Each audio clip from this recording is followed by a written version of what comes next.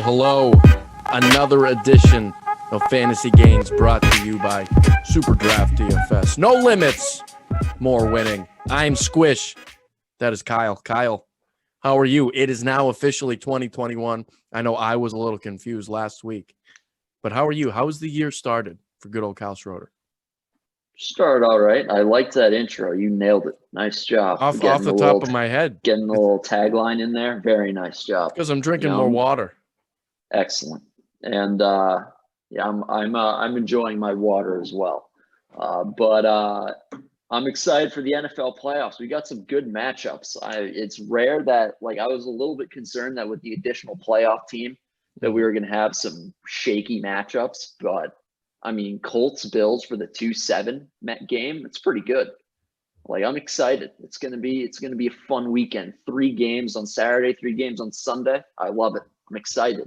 Even though the Patriots are not in it, it's actually kind of good. No stress, not worrying about how each game impacts the Patriots. You just get to sit back and watching good football. You get to enjoy it. It is exciting, right? 3 games Saturday, 3 games Sunday. Mm-hmm. We haven't seen it. The format's never been this way. There's going to be more action, more chances to gamble responsibly, and more chances for some DFS victories. For sure. Yeah, I love the 1 o'clock, 4 o'clock, 8 o'clock. It's perfect. I remember in years past, it's the 4:30 game on Saturday, and you're waiting all day for it to start, and it's usually a garbage game anyway. It's usually the annual Andy Dalton and the Bengals versus Matt Schaub and the Texans game. But now, we get the Colts and the Bills right at 1 o'clock. That is the $94 million earned Matt Schaub in his NFL career to you. Yes, and he just retired. He just retired. Quick look back to last week. Not a lot of great plays from us, but when we hit big. The really only play to speak about from the show last week was me starting Kyle Schroeder. And, still did well, 50 points at 5.4% owned. I was looking at the slate in the contest. He outscored most of the guards in the lineups ahead of him that cashed. So could have won some money if you started some Dennis Schroeder. The guards didn't really play all that well that evening. And then our Instagram Live on Sunday that we did, we talked about a lot of things. We hit on quite a bit of things, but the 2 biggest ones was me talking about Alexander Mattison, scored 49, and you rolling with King Derrick Henry. He scored 37. Derrick Henry, oh my gosh, ridiculous. I mean, I basically said that there's the 0, he should have had a 0.5 multiplier for you to fade him, even though that's not even possible.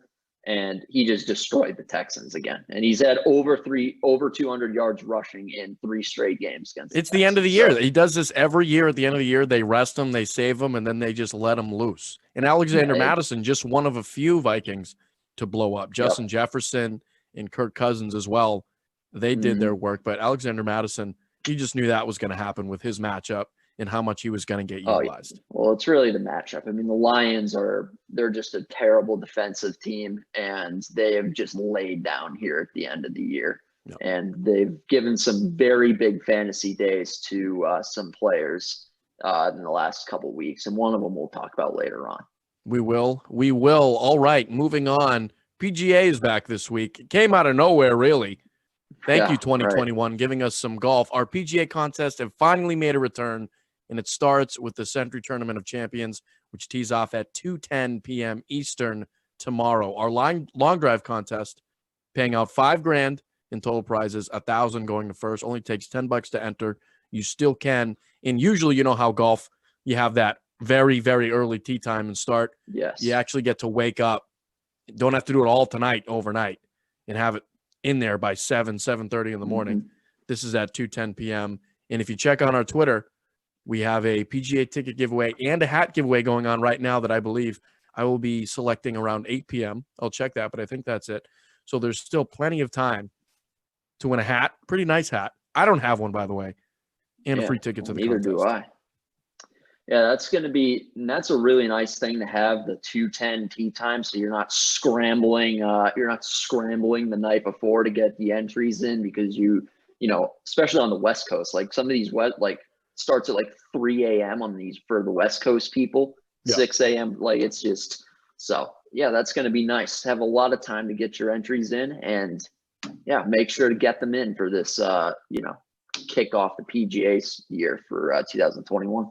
All right, on to 2021 Wildcard Weekend, the Super Wildcard Weekend we've talked about. Your must start for this Wildcard Weekend, this 6-game slate, Kyle. Who's it going to be? So I know our producer Chris is not going to like this at all because he's a big anti Ben Roethlisberger guy, and but Chris is going to have a lot of problems with what we're going to talk about today. He's going to have quite a bit of issues. But Ben Roethlisberger is going to have a big game this week at 1.3x. He's coming off a week of rest after, he was sat against the in week 17 when the Steelers played the Browns. He had a really good game. He struggled a bit towards the end of the season, but the last game he played in against the Colts, who have a very good defense, played very well in that game. I believe he had 28 fantasy points in that game, not including his multiplier. Yep. And the Browns. And the Browns have had a tough year covering the pass, covering the receivers, the quarterbacks, and the Steelers obviously have a great group of receivers with Juju Smith-Schuster. They have Claypool and Deontay Johnson, and so on the season they've given up 4,165 yards, 30 touchdowns, and 11 picks.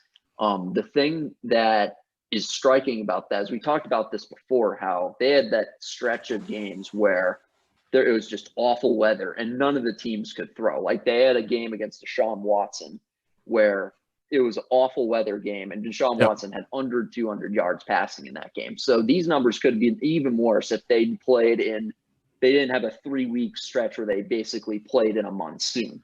So I think the Browns are going to be, I think Roethlisberger, after playing them, this is going to be the second time he's played them. He's going to have an opportunity to pick them apart in this game. And the Browns have 8th the most fantasy points allowed to opposing quarterbacks. And what's even more concerning is Mason Rudolph put up 21.7 points last week against the Browns in a game the Browns absolutely needed to win to get in the playoffs. And they gave up all these points to Mason Rudolph, who, quite frankly, sucks. He's not good. He's bad. He's Just ask good. Myles Garrett. Just ask Myles Garrett. Yeah. He's not a good quarterback. And Ben Roethlisberger, I think, at 1.3 compared to the rest of the guys' multipliers, I think is going to provide some very good value this week. Yeah. And the Steelers' running game, just one last point here. The running game for Pittsburgh has not been as good towards the end of the season with James Conner and Snell in the backfield. So I think they're really going to rely on Roethlisberger in the passing game, and I think he's going to be ready to go, and he's going to have a big game. I agree. I'm going to stay in the AFC West, not AFC West, AFC North, as our producer whispers hot garbage into our ears. I'm going to stay in the AFC North and go with Marquise Hollywood Brown at 1.6x. And I'm just remembering this Titans-Ravens game from last year in the playoffs where Mike Vrabel, he had that game script. He knew he wanted to force Lamar to throw. He wanted to get up early and not play from behind, because playing from behind against either of these teams, the Ravens or the Titans, is very difficult. And what he did last year, he forced Lamar Jackson to play from behind, and he threw 59 passes in that game. Mm-hmm. 59. I don't care how many he completed. I think he completed about 38, but 59 passes. I love that. I think Vrabel's going to do a lot of the same. Last year in that game, Marquise Brown, 11 targets, 7 catches for 127. And he has been, for most of his career, his young career, boom or bust. But the last 6 games, he has been all boom. 6 touchdowns in his last 6 games. Only 22.1 multiplier fantasy points per game in that span with his current multiplier. But given how Lamar has been able to throw later on in the season, he's been hot, not just with his legs. And if he has to throw again, he's going to be throwing to Marquise Brown. And at 1.6, I love that value. I agree. I think, and not only that, but Tennessee's defense this year has got. I think they've allowed the most touchdown passes to touchdowns to opposing wide receivers. Yeah, they like they have easily the worst passing defense in the playoffs right now, out of all the teams that are left. And so I think that there's definitely opportunity there to take advantage of their passing game. And like you said, not only, I think the game script is also going to play right into that as well with, Vrabel looking to get a lead, with Derrick Henry, have play ball control. The Titans, the only thing that would make me worry about that is Tannehill even though Tannehill played really well last year, he's playing even better this year. So there might be some, Vrabel might be more open to having them pass the ball a little bit more, but ultimately I think them running the ball is going to be the biggest, is going to be their best way for success in this game. And that's going to lead to Lamar throwing the ball, and Marquise Brown is clearly his number one receiver. So 1.6 and 1.6. Come on. Yeah, that's an easy one. Yeah. And I'm going to take the fade here too, because it's staying in the AFC North with the Browns, and somebody you've been high on for the past few weeks is Baker Mayfield.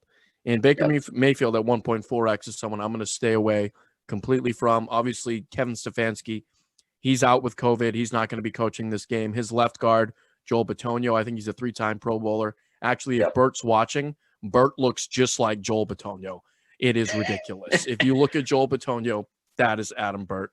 So with no head coach, no starting left guard, against Pittsburgh this season, 27 completions, 45 attempts, 315 yards, a 2-2 touchdown to interception ratio. Pittsburgh has allowed multiple tight ends or touchdowns to quarterbacks once in the past 9 weeks. That was Josh Allen. 200 yards passing, 9 touchdowns, and 8 interceptions. They've allowed 200 yards per game, 9 total touchdowns, 8 picks to opposing quarterbacks in that span. And Pittsburgh has been getting gashed on the ground in the past 3 weeks, a total of 368 yards and 5 touchdowns those 3 weeks. The Browns, we know they can run the ball with Nick Chubb and Kareem Hunt. I'm not loving Baker Mayfield this week with all of the factors, as hot as he's been. And oh my gosh, Jor is now in the building. I shout out to Jor. I hope you liked that post on our Twitter, because your loyalty means a lot to us. You're the best. Anyway, Nick Chubb is definitely going to be. That's their game. That's their game plan. That's what they want to do. They want to run the ball with Nick Chubb and pass the ball second. And this matchup dictates that even more. And at this point, I'm not like, you might think that the Steelers, they could run away with this. I wouldn't be surprised if they do. Baker might have to throw a lot. But with Stefanski out, I think that is the biggest issue for Baker. I just can't believe the Browns, man. Like, this is the first time they've made the playoffs in 18 years.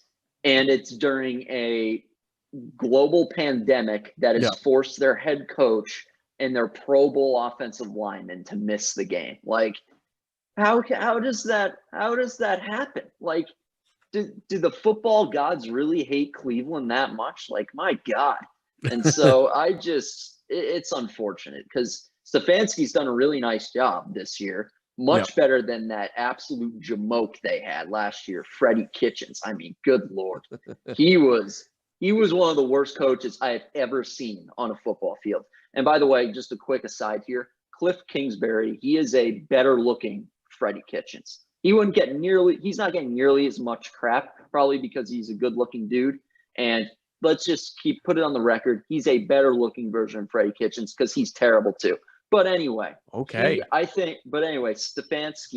he's a good coach, and not having him is gonna hurt. And now Bitonio being out, Cam Hayward is going to be able to wreak havoc, rushing the passer in the inside.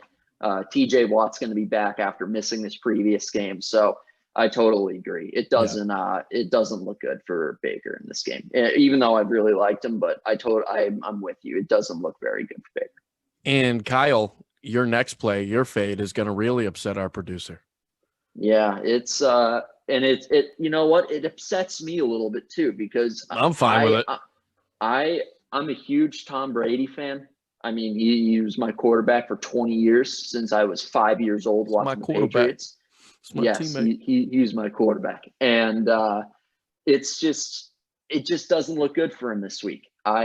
He's been phenomenal the last 3 games. He's been great. 10 touchdowns, 1 pick, 30.2 fantasy points per game.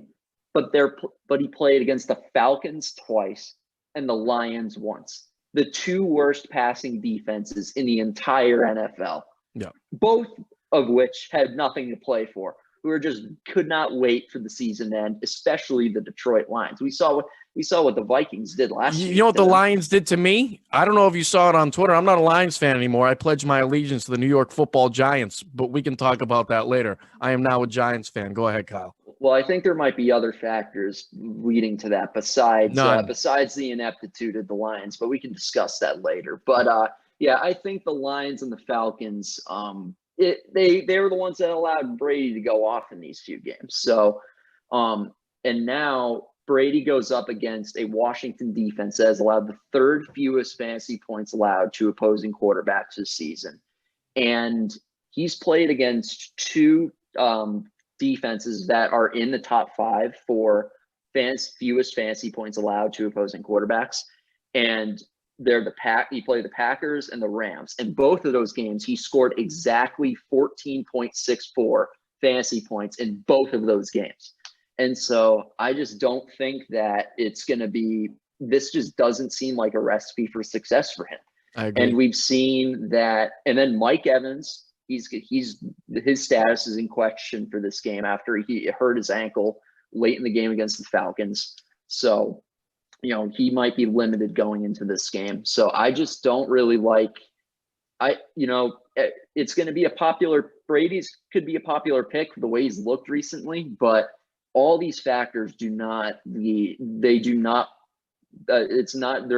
good signs for Tom Brady. And I think, there is an argument to be made that, Chase Young calling him out, that could be a bad thing for the Washington professional football team. But I think it's going to be a bad thing for the offensive lineman because I don't care how angry you are. Blocking that man is a full-time job.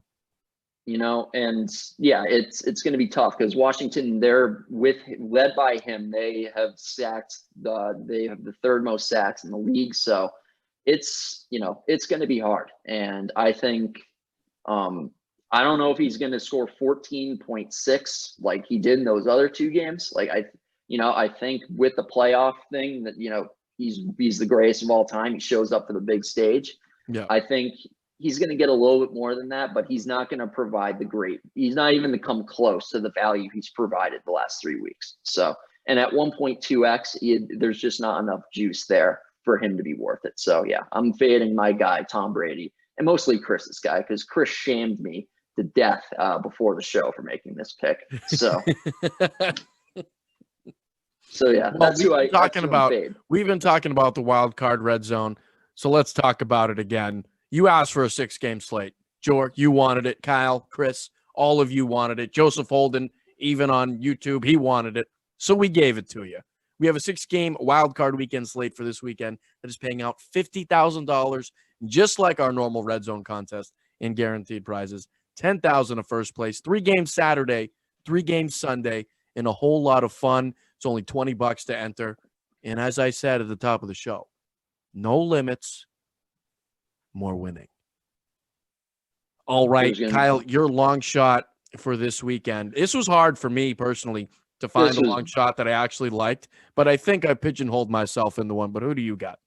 I totally agree with that sentiment. It was very hard for me to pick somebody, and Cooper Kupp has now been not on the COVID list anymore. So it feels good about it anymore. But so Josh Reynolds, I still think has a chance here to provide some value at 1.7x for the Rams.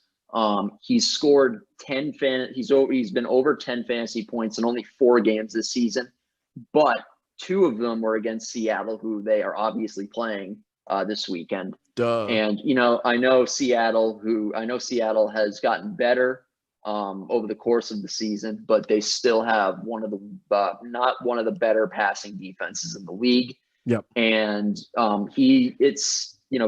Reynolds has been their consistent 3rd option for the entire season. And to be honest, I do not see this might be a hot take. I mean, I don't see a huge difference between Jared Goff and Wolford. I mean, Goff has been, Goff is a good player. He's a good quarterback. I got a Goff jersey hanging up right over there. I'm on the Goff syrup. I love the Goff syrup. You should get a customized Sean McVay jersey instead, because that's the man who's making the success with the Rams, not Jared I'm okay Goff. with it. It's not his fault he's put in the right position to succeed. I don't blame him for it. So Wolford, he targeted Reynolds 6 times last week in the game against the Cardinals. So there is some hope for Reynolds to get some targets, if Wolford does indeed play. And this is your big stat. This is your big argument. He's due. He is due for a touchdown. Has not scored a touchdown since week 7. And he's a guy who's capable of getting in the end zone. So I think there's an opportunity for him against Seattle to score a touchdown. So it's not I don't feel so great about it just because of the limited player pool that we got. I think you should probably lean towards, guys in the, the 1x to the 1.5 range or 1.6 range, especially, Marquise Brown is 1.6, but anything above that, it's tough to find anybody that's going to be that you would feel really good about. But if I were to choose somebody, I think Josh Reynolds is the guy.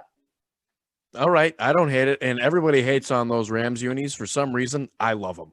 I don't think they're that bad. I think they are ugly, but I think they're ugly enough to be like, oh, that's cute. I'm going to go with another wide receiver on the Washington football team. It is Cam Sims at 1.9x. And yeah, if you're in the camp, kind of like me, where I can definitely see the Buccaneers dismantling Washington. I don't know about dismantling, but having about a 2-score lead at some point in the game. I can see it happening. I can see it being a close game, but I could also see Brady showing up and having a lead on the football team. And Cam Sims could be the guy that would benefit from that in the passing game for Washington. The last 4 games, 8 targets, 4.5 receptions, and 57 yards per game. Only 14.9 points per game with his multiplier at 1.9. So it hasn't been smooth sailing for Cam Sims, but McLaurin will garner most of the attention from the Tampa Bay secondary. Game script, as I said, could favor Washington throwing the ball a little bit. Tampa Bay, too, has been burned by wide receivers this year, 23rd in receiving yards allowed.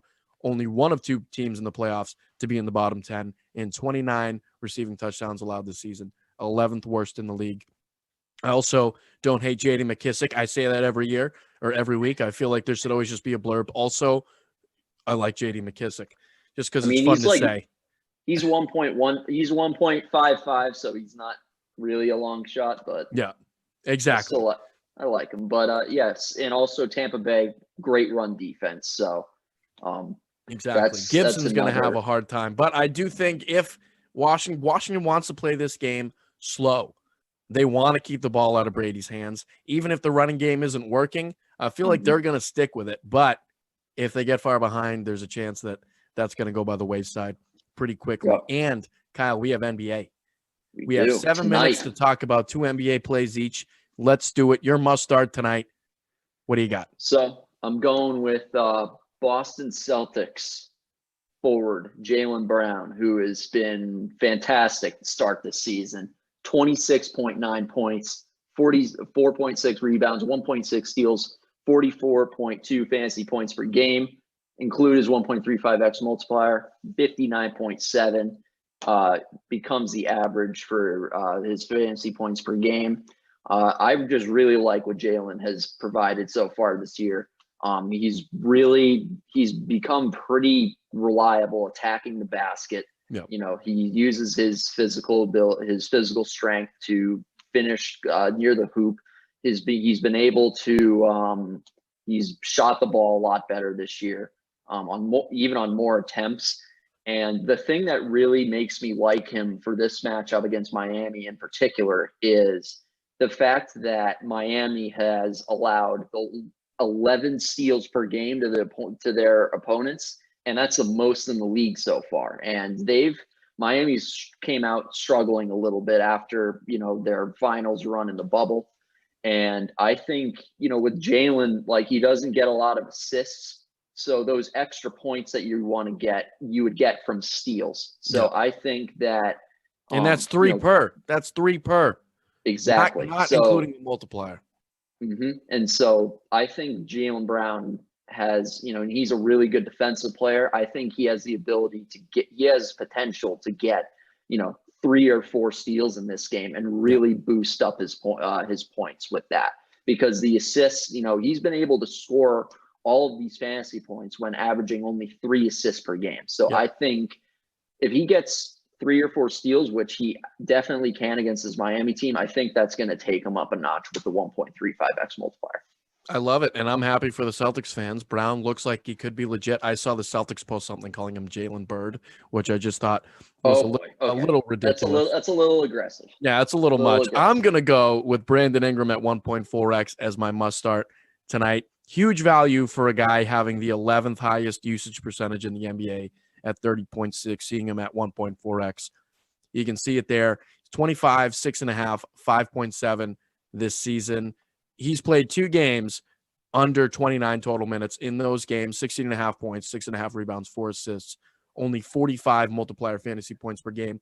In the other 5 games, he's averaging 37 minutes per game, 28.5 points, 7 rebounds, 7 assists, and 70.84 multiplier fantasy points per game. Brandon Ingram is becoming that player that LeBron seemingly thought he could be when he was with the Lakers, and he's finding a home, working very well with Zion Williamson and company there in New Orleans. In Oklahoma City, they're allowing 47% shooting to opponents this season. That's above the league average, and I like Brandon Ingram tonight. Kyle, your long shot. Yeah, just one quick point on Brandon Ingram. I think he's going to be this way the rest of the season. He's more of a ball handler than Zion Williamson, so he's going to be the main guy for the rest of the season for the Pelicans. So my long shot is it's not really a long shot. It's kind of a cop-out with the way he's played so far this year, but Jeremy Grant at 1.7x has really emerged as a legitimate, it is early, but he's putting up stats like a legitimate star level number 1 option for the Detroit Pistons. I was very skeptical of this when he left Denver to become that option for Detroit, but he's really proven that with the 23 points, 5 rebounds, 1 steal, 1 block, 38.8 fantasy points per game, 66 fantasy points per game when you include his 1.7x multiplier. And this is just going to continue with, the limited options that Detroit has. Blake Griffin, Derrick Rose are the 2 other, main scorers and creators on this team. So there aren't many. That would sound good if it was like 8 years ago. Exactly. It would sound great if it was 2010 or 2011, 2012. But I think now Grant is the main guy on this team. He ranks 4th among power forwards in usage rate. The only guys that are ahead of him are Giannis, Jason Tatum, and Brandon Anthony Ingram Davis. And Anthony Davis. Yes. And so I think that it's, this is not going to stop. Jeremy Grant is going to continue to have this type of usage, and he's going to put up this amount of points. And when he's at 1.7x multiplier, he's going to continue to be great. Provide great value for you. So even though he has a tough matchup against the Bucks. I agree. I think pretty soon you're going to see him down in the 1.4, 1.3 range, maybe in a few weeks or so if he keeps this up. In Bert's here now. Bert, I just want to mention real quick, we mentioned how you look exactly like Joel Bitonio of the Browns, so everyone got a kick out of that. My long shot, big baller brand. Bert's going to love this. He loves the triple Bs. He loves LeVar. I'm going with LaMelo Ball at 1.7x. He had a rough start to his career, but it quickly trended up. And in his last 3 games, he's seeing a usage rate of 25.5. He averaged 29.6 multiplier fantasy points per game on 17 minutes per game in his first 3. Since then, in his last 4, averaging 67.4 multiplier fantasy points per game on 29 minutes. More trust, getting the NBA game pretty quickly, actually. Only a couple games where he struggled, and he has blossomed into somebody who doesn't need to score to get his points. He's averaged 15.5, 6.3 boards, 5.5 assists, and 2.3 steals in that span.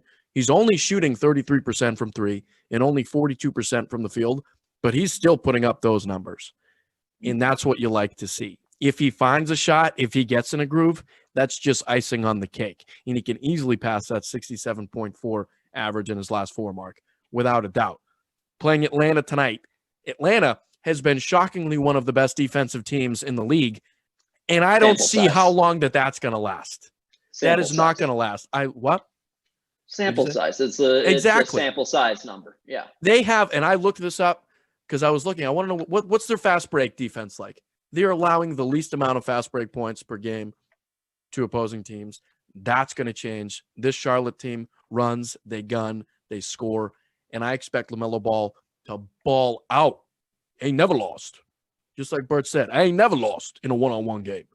And I ain't never lost a long shot. I'll tell you that. I'm a big fan of LaMelo too. I mean, he might be. I'm not going to say he's better than Lonzo right now, but he's looking really good, and he's acclimated himself very well to this Charlotte team. Even though there's a bunch of ball hand, there's Rozier, Devontae Graham, Gordon Hayward. He's still been able to fit in. Yep. Yeah, so he's done a nice job. And I allegedly have some stock in him winning the Rookie of the Year, allegedly, irresponsibly. All right, that does it. The first show of 2021. Kyle, are you ready? Are you ready to start this new year off with a bang? Not the bang that we saw on Capitol Hill today, but a different bang. Oh, yeah, I'm ready. I'm ready for a bang for DFS plays. Yes. That's what I'm looking for. So, yeah, and you can get that, and everybody watching can get that from us every week with our plays every week, our articles on the strategy site that we post a few times a week. So check those out as well. That's true. Fantasy Gainz. I'm up 10 pounds in my arms in the past 2 weeks. Congratulations. All right, that does it. I wish I could say the same. Roll the credits. Roll the credits.